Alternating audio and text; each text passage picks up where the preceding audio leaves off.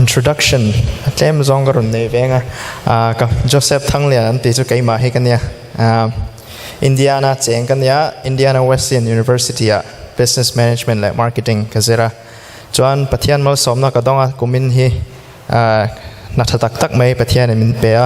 ตุนกัน Student Government Association ยัน Marketing และ Communication Vice President นี่นักจังเวียจูไม่บ้ากัน International Student Association Cultural Ambassador นี่นักจังเวปก็จูไม่บ้ากัน National และ Global Office Data Analyst ตัวเรนนักต้องเวปก็ใครมาต่อกับบอยเวคบไม่ปะเทียนมาสมนักต้องเวนัสตีเตะขันนี้ไม่รอเสีย introduction ตัวนักการลันตัวที่ Bible Share และจงใจตีละเนี่ยตัวที่ก็รำมาเห็น Bible Sunday เนี่ยให้ลำเฮกอันมังเวลานี้ก็เสียมาเสให้กันละดูตักไม่เนี่ยปะเทียนเราปุยนั่นกันนานเงิน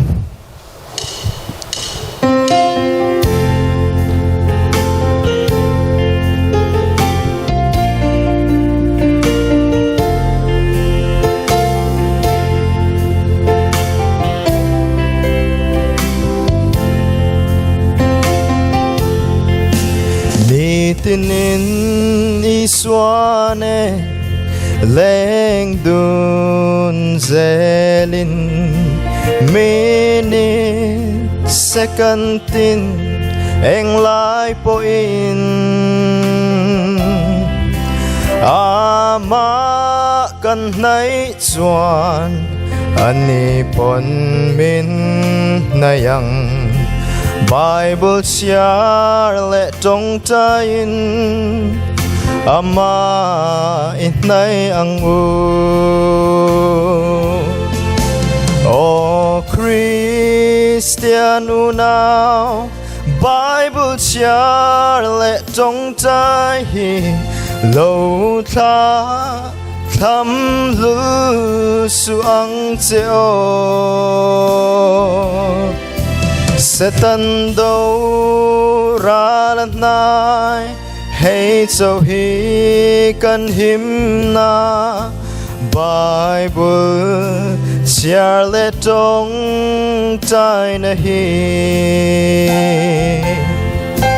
ทุกที่นินกันทเวเลบวยนาหาสัตนาเต็นมินซิมบวยชินอาวังยานิน Bible กัดเชียร์มันโลกาจงใจมันโลดีอินชวนลำกันเสียมอัตโตปากันเจ้าทีโอคริสเตียนอูนาว Bible เชียร์และจงใจโลทาทำลุสุอังเจโอเสตันโดราลันนายให้เจ้าฮีกันหิมนา Bible เชียร์และจงใจนะฮี Bible เชียร์และจงใจนะข้าทำชินซูเซตันอาเบลชุงซาอันโลนีเอ Bible เชียร์ที่นาจงใจทินตูจูอันเจ้าเวงไอโลเนนาอันสังเซลทินโอคริสเตียนอูนาว Bible เชียร์และจงใจโลทาทำลุสุอังเจโอเสตันโดราลันนายให้เจ้าฮีกันหิมนา Bible chia lệ trong trái na hi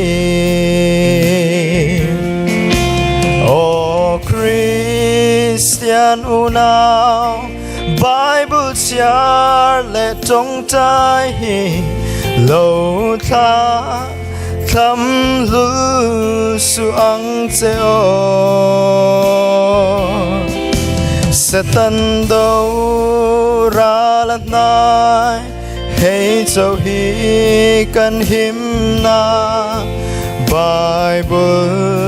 chia lệ trong trái na hi Bible chia lệ trong trái na hi ปะเทียนสรุปปิโรเซ